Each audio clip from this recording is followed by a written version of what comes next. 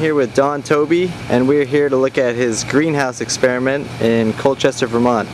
So Don, can you tell me a little bit about what's going on here in the greenhouses? Well, we've got 3 greenhouses set up at the Clausen's nursery, where we are looking at different ways to conserve heating energy.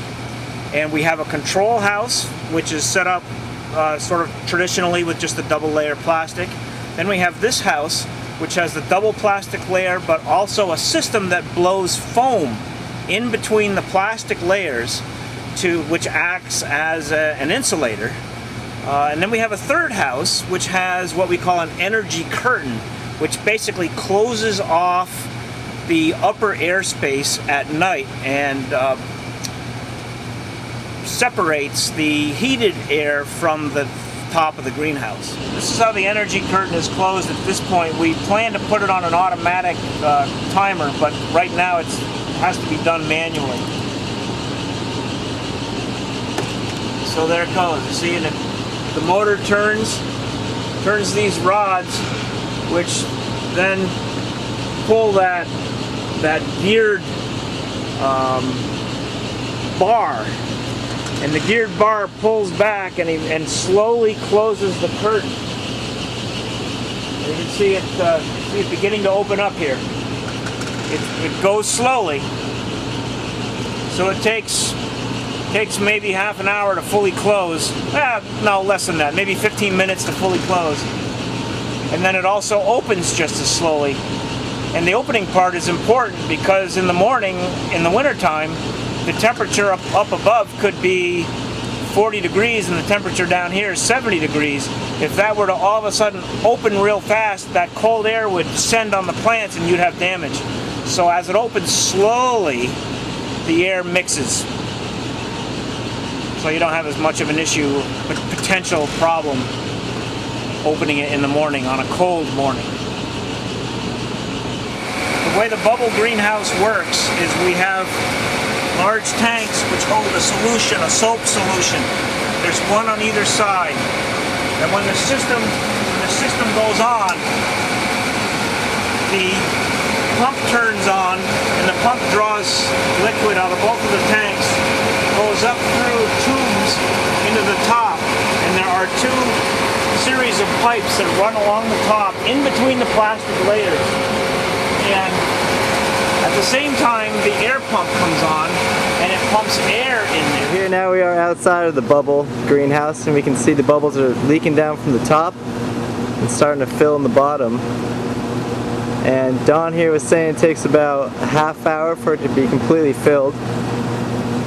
And you were saying it mostly fills at night? We only run it at night at this point, but it can also be used in the summertime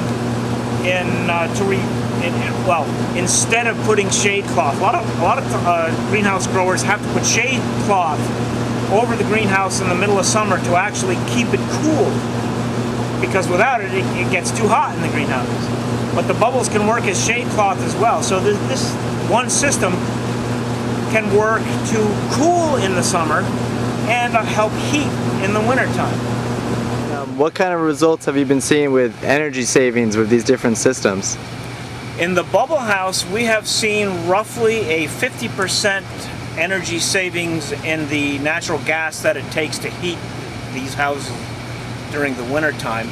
The energy curtain, we're seeing about a 40% or so savings. So that's a lot of gas.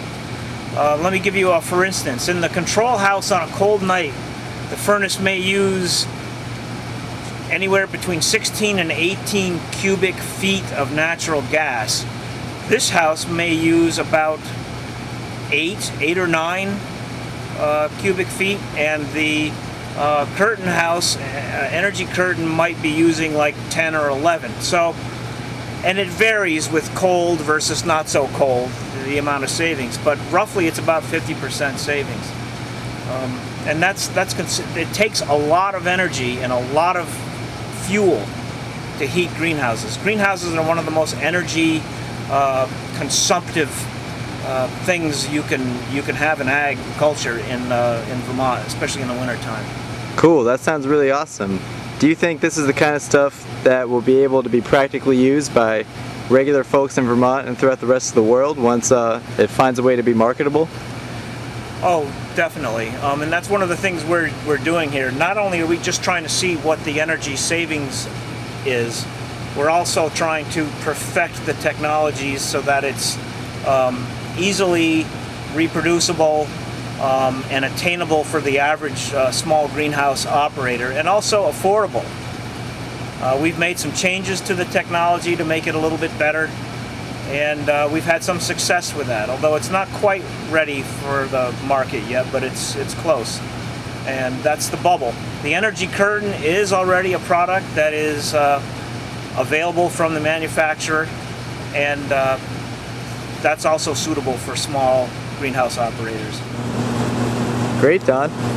Well, thanks for sharing with us on Vermont Energy Independence Day. You're welcome. It was my pleasure.